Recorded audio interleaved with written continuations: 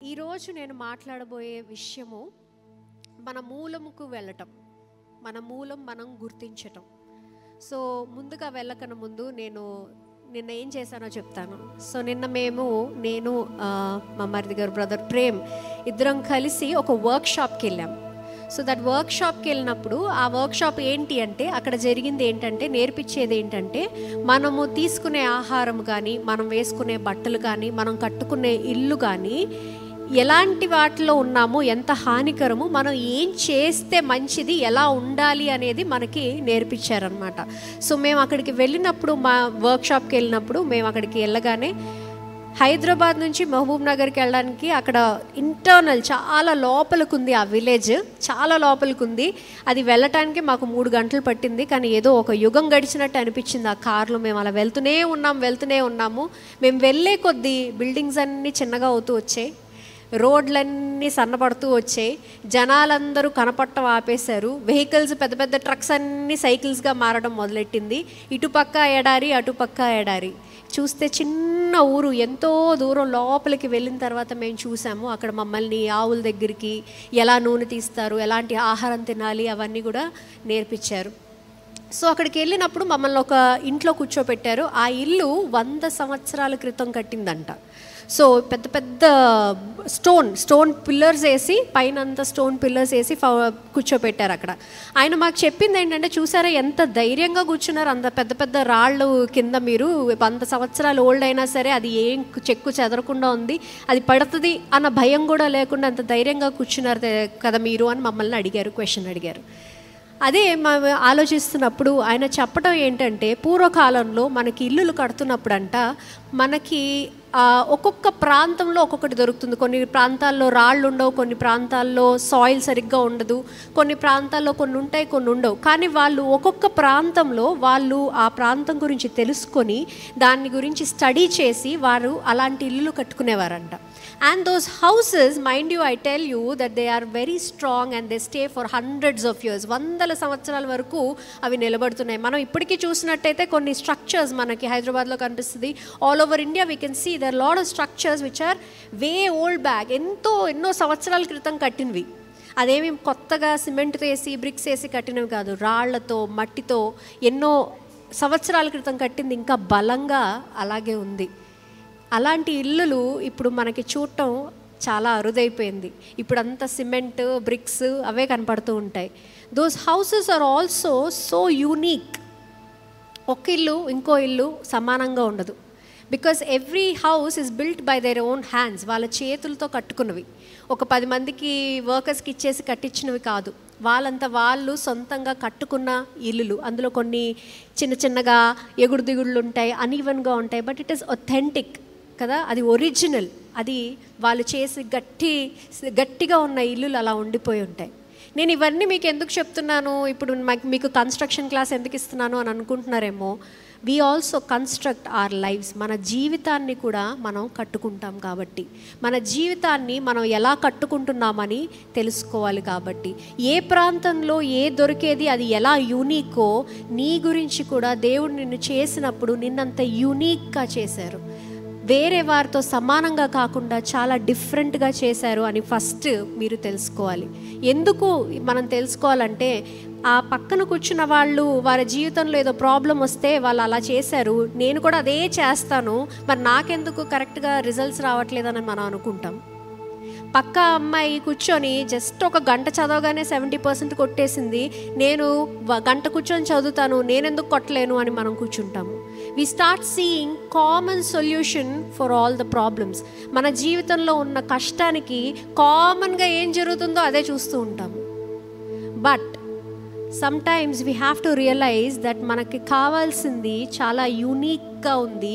మనకు కావాల్సిన జ్ఞానము మనకి రావాలి. ఎలా అంటే మన యొక్క బలం ఏంటి, మన యొక్క బలహీనత ఏంటి, దేవుడు నన్ను ఎందుకు సృష్టించారు, ఆయన ప్రణాళిక ఏంటి, ఆయన యొక్క ఉద్దేశం ఏంటి, మనం ముందు తెలుసుకోవాలి. మనం అది తెలుసుకుంటే we will stop applying the common solution to all our problems. మనం అది ఆపివేస్తాము. పక్కన వాళ్ళకి జరిగింది నాకు జరగాలి అన్నొక రూల్, అదొక notion, we will break it. మనం ఆ ఆలోచనని మనం విరగొడతాం. అందరికీ అలా జరుగుతుంది, నాకు ఇలా జరుగుతుంది అని మనం ఆలోచించడం ఆపేస్తాం. ఎందుకంటే దేవుడు నిన్ను యూనిక్గా చేశారు.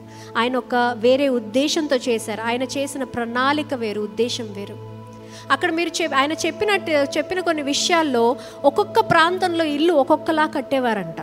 అంటే ఫర్ ఎగ్జాంపుల్, ఇప్పుడు ఒక ఎడారిలో ఉందనుకోండి, ఆ రూఫ్ ఆఫ్ ది హౌస్ ఫ్లాట్గా ఉండేదంట. అలాగే బాగా గాలి వీస్తున్న ప్రదేశాల్లో ఇంటి రూఫ్ ఇలాగా, బాగా వర్షం వచ్చే ప్రదేశాల్లో ఇంటి రూఫ్ ఇలా స్లోపింగ్గా కింద వరకు ఉంచేవారంట. ఎందుకంటే వాన పడకూడదు, ఇంటి వైపు పడకూడదు అని. మట్టిలో బెల్లం కలిపేవారంట గట్టిగా ఉండడానికి, మెంతులు వేసేవారంట దానికి గట్టిగా ఉండడానికి. క్యాష్యూ నట్ ఆయిల్ అని ఉంటుందంట, కాజు ఆయిల్ రాసేవారంట వుడ్కి టు స్టాప్ ద టర్మైట్స్, చెదలు పట్టకుండా ఉండడానికి.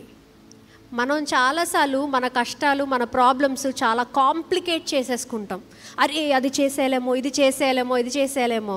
When you go back to your roots, నీ మూలంకి వెళ్తే, నువ్వు వెనక్కి తిరిగి చూస్తే నువ్వు తెలుసుకునేది ఏంటంటే అవి చాలా సులువైన సొల్యూషన్స్ ఉంటాయి. Very simple solutions will be there to solve your problems. నీ యొక్క కష్టాలు దాని నుంచి నువ్వు బయటకు రావడానికి చాలా సింపుల్ సొల్యూషన్స్ ఉంటాయి. మనం ఈరోజు మన జీవితాలని ఎలా కట్టుకుంటున్నాము, మన జీవితంలో మనం ఏం చేస్తున్నాము, నా బలహీనత ఏంటి, నా బలం ఏంటి అని నేను ఈరోజు మిమ్మల్ని అడిగితే మీరు చెప్పగలరా, మీరు తెలుసుకోగలరా? మరి అవి తెలుసుకోలేని పక్షాన మనం ఏం చేయాలి? దేవుణ్ణి అడగాలి. ఆ యొక్క జ్ఞానమును దేవుణ్ణి అడగాలి. దేవా, నా జీవితంలో ఇలా ఉన్నాయి, నన్ను మీరు ఎందుకు సృష్టించారు, నా యొక్క ఉద్దేశం ఏంటి, నేను ఈ కష్టాల నుంచి ఎలా బయటికి రావాలని మీరు ఫస్ట్ దేవుణ్ణి అడగాలి. పక్కవారిని చూసి అదే నాకు అప్లై అవుతుంది అంటే పప్పులో కాలేస్తాం. చాలాసార్లు అయ్యాం కూడా. We know that, right? పక్క వాళ్ళని చూసి మన జీవితంలో మన ప్రాబ్లమ్స్ని, సొల్యూషన్స్ని మనం చేంజ్ చేసుకుంటూ ఉంటే you never know, it might be wrong. ఎదుట ఎగ్జామ్ రాస్తున్నాడు, ఆడు ఏ క్వశ్చన్కి ఆన్సర్ రాస్తున్నాడో మనకు తెలియనప్పుడు రాసేసుకుంటే ఏమవుతాం? ఫెయిల్ అవుతాం. How many times are we doing that? మనం ఎన్నిసార్లు మన జీవితాన్ని పక్క వాళ్ళతో కంపేర్ చేసుకొని మన సొల్యూషన్స్ మనం రాసుకుంటున్నాం. అరే వాడు ఆ కోర్స్ చేశాడు, మంచి ఉద్యోగం వచ్చింది, నేను కూడా అదే కోర్స్ చేస్తాను, నాకు మంచి ఉద్యోగం రాలేదే. Probably that is not what you are supposed to do. అది మీరు చేయాల్సిన పని కాదేమో, అది మీ యొక్క ఉద్దేశం కాదేమో. వాళ్ళ పక్కన వాళ్ళు ఆ బిజినెస్ చేశాడు, మంచి ప్రాఫిట్ వచ్చింది, నేను కూడా అదే చేస్తాను, కానీ రాలేదే. ఆ బిజినెస్ నువ్వు చేయాల్సింది కాదేమో, నీకేమైనా వేరే పని ఉందేమో. నీ జీవితం నువ్వు కట్టుకునేటప్పుడు నీ గురించి నువ్వు అంత దీర్ఘంగా ఆలోచించాలి. ఒక ఇల్లు కట్టినప్పుడే మనం అంత ఆలోచిస్తున్నప్పుడైతే నీ జీవితం కట్టుకున్నప్పుడు నువ్వు ఇంకెంత ఆలోచించాలి. How strongly you have to SIT and think about your life. How strongly you have to think about the life that your building. ఆ ఒక్క ఇల్లులు కట్టినప్పుడు వీక్గా కనపడినా సరే ఏళ్ల తరబడి అది స్ట్రాంగ్ అవుతూ బలంగా అవుతూ ఉంటాయంట. కానీ ఇప్పుడు మనం చూసిన ఇల్లులు మీరు చూసినట్టయితే ఇయర్స్ టుగెదర్ అది బలపడుతూ ఉంటుందా, వీక్ అవుతూ ఉంటుందా? వీక్ అవుతూ ఉంటుంది. అదేవిధంగా నీ జీవితంలో నువ్వు కరెక్ట్గా నీ యొక్క స్ట్రెంగ్స్, నీ యొక్క వీక్నెస్, నీ యొక్క రిసోర్సెస్, నీ యొక్క మెటీరియల్స్, నీ అవైలబిలిటీ బట్టి నువ్వు కరెక్ట్గా నీ జీవితంలో నువ్వు సెట్ చేసుకుంటే యాజ్ యూ గ్రో ఓల్డర్, నువ్వు ఎదిగే కొద్దీ ఇంకా బలంగా తయారవుతావు, కానీ వీక్గా అవ్వవు. నువ్వు ఇంకా బలంగా అవ్వాలనుకుంటున్నావంటే ముందు నీ గురించి నువ్వు తెలుసుకోవాలి. నువ్వు వెనక్కి వెళ్ళాలి, నీ మూలంకి వెళ్ళాలి, నువ్వు తెలుసుకోవాలి నీ గురించి ఏంటి. ఆ ఇల్లులు ఇప్పటికీ చెక్కు చెదరకుండా కొన్ని రిపేర్స్ వచ్చినా సరే స్ట్రాంగ్గా ఉన్నాయంట. మన జీవితం కూడా అంటే ఏదైనా వచ్చినా కూడా మనం స్ట్రాంగ్గా ఉంటాం. ఎన్ని కష్టాలు వచ్చినా సరే, ఎన్ని వర్షాలు, ఎన్ని ఎండలు వచ్చినా సరే ఆ ఇల్లు చెదరలేదంట. అలాగే మనం కూడా ఎన్ని ఛాలెంజెస్ వచ్చినా కూడా we will not be shaken. చిన్న రిపేర్స్ వస్తాయేమో మనకు కూడా, but the foundation is strong, పునాది గట్టిగా ఉంటుంది. అదేవిధంగా లేదు నేను క్విక్ ఫిక్స్ ఇప్పటికిప్పుడు ఏదైతే ఉందో అదే నేను చేసుకుంటానంటే అప్పటికప్పుడు స్ట్రాంగ్గా కనిపిస్తుంది, కానీ ఇల్లే కొద్దీ మళ్ళీ బలహీనంగా అవుతావు. నువ్వు ఈరోజు బలహీనంగా ఉన్నావు అంటే వెనకాల ఏదో పోయిన టైంలో ఏదో ఒక క్విక్ ఫిక్స్ చేసావు. That is what is making you weak now. అందుకని నువ్వు బాధల్లో ఉన్నావు. That's why you are getting in to depression. That is why you are getting in to sadness.